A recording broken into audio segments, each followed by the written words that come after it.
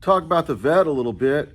What we got done this week, we got going, planning some stuff more than working on the car, so to speak. But we did get the exhaust pulled off the car and some stuff unbolted, getting it ready for the next steps as far as getting it apart goes. The car is going to end up coming all the way apart.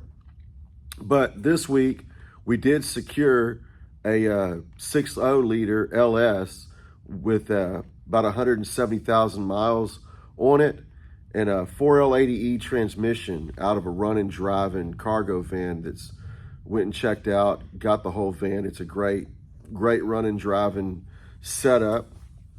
That doesn't put us exactly where we wanted, so I did also, in conjunction with that, buy a whole LS3 top end with the rectangle port heads on a recent valve job. Really nice set of heads from a buddy of mine that just gone to a boosted configuration, ended up buying a nicer set of aftermarket heads. He was making about $550 with this combo. Now he's making about $750, $780 with his boosted setup. We're not going to do anything like that with this though. We're going to stay real streetable, naturally aspirated, 550 horsepower is what we're after. Just a solid drivetrain that's not going to have any problems.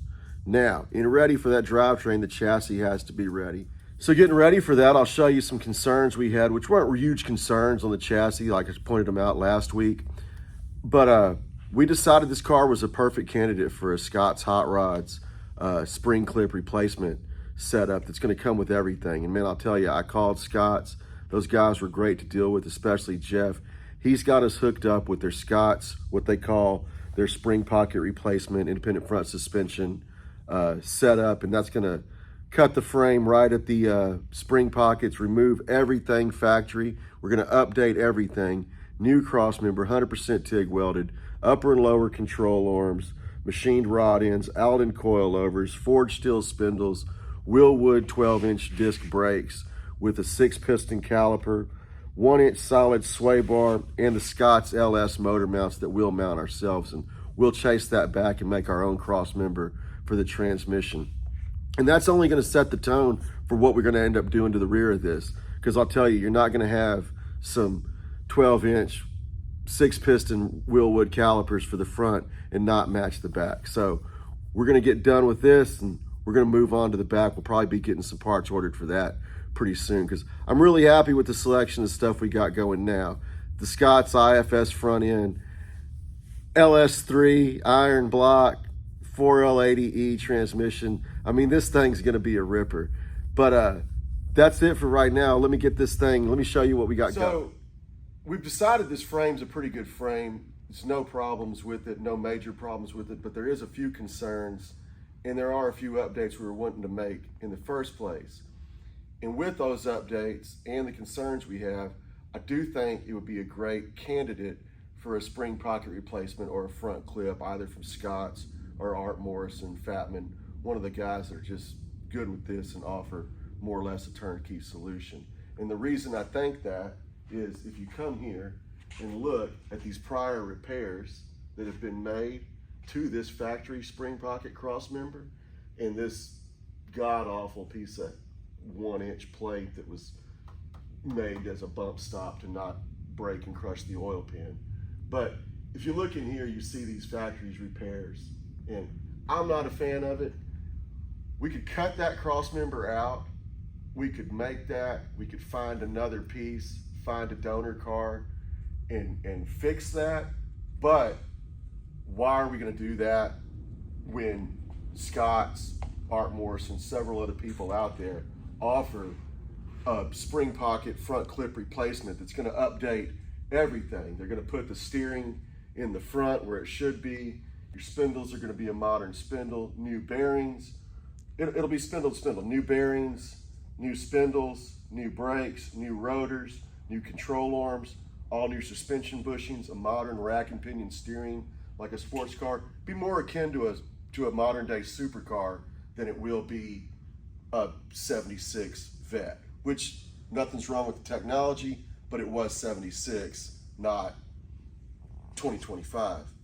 And that's why we think this is a good candidate for a front clip replacement. These are the repairs that were made, and I mean, you can see the porosity in the welds. You know, it's not the best. This is probably why this was put here. Something probably hit the control arms at one time. These probably aren't factory. It probably walked some of these pieces under. Real common with lowered cars or lower cars. And, you know, it was repaired. And it was, hey, sufficient repair for, you know, a 70s, 80s repair. Not what we're doing these days. And our big block, a hunk of steel is just, it's just a thing. So I don't know what we're going to do, but that's the thing. So before I even found the bottom, and I did find this LS3 top end, I went ahead and picked it up. It was a gamble, but I figured, man, this is probably better than cash, so we ought to grab it. Oh, wow. As luck would have it, a friend of mine did come through with this van, low miles relatively, 171, and we went ahead and grabbed it. No leaks, good. It's everything we wanted, minus the top end. When's the last time it ran? August? August? Probably in August?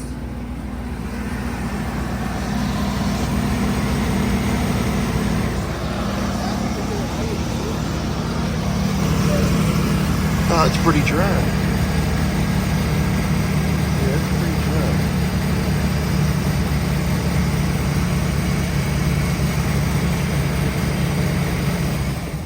Yeah. Ooh, you gonna kill me, man. That's the hole. Damn. You're fixing to clip me with the door. Let me see the miles. 178.18. Yeah. Man, I think we're good, right?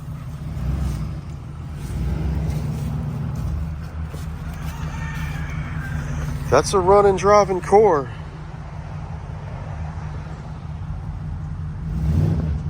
And don't throw dirt on me.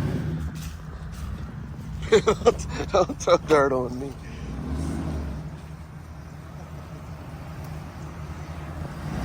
You can literally cut it right now. Yeah. Good. It take itself home. Yeah, it'll take it. Here's the LS3 top end. One of the heads is in the box. This is one of the heads I took out just to show.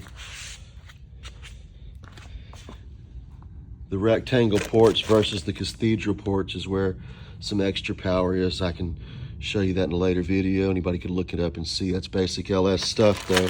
But it's got new valve springs, new valve job, push rods for a 600-inch lift cam.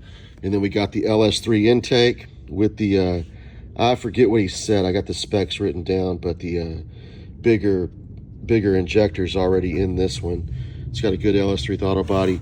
If the Holly we end up using to control things works with this drive-by-wire throttle body, we'll keep it. If not, we'll end up going with a cable-driven throttle body. I'm not sure what Big D will want to do on that one because he's the wiring guru.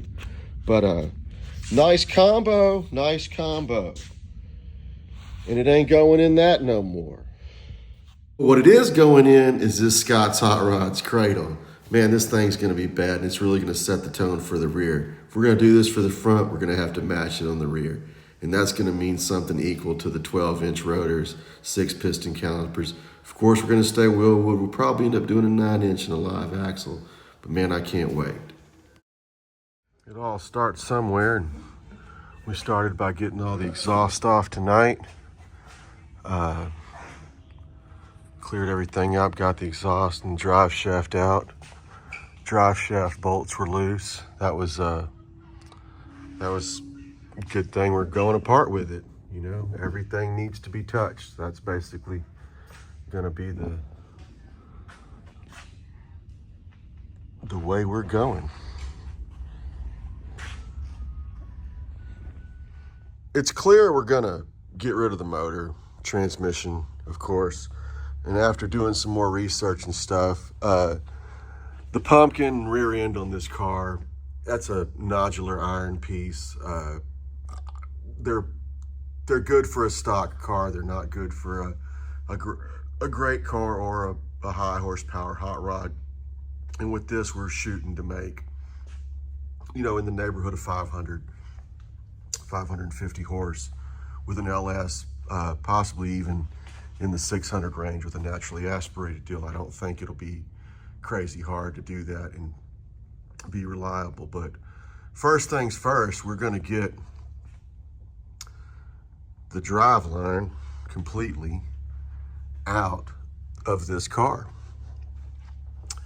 And then we're going to end up having to get some wheels and tires, even if they're going to be temporary. Might not get some temporary tires. We'll probably get the right size tires, but I'll probably call my buddies over at Wheel Pros and get them to send me a set of dimensionally accurate wheels and tires to set this thing up and get us figured out where we're going to need to build a rear end and set the rear end in this thing and get this thing profiled and sitting right, and possibly call Art Morrison or Scott's Hot Rods and get them to do a front clip for us, and we'll end up welding that in and getting it done. So we'll get to that. I went ahead and included some of my buddy's car. This is the same top end combo we got. This is basically the same combo we're going to have in this bed. Damn near to the number. But check it out.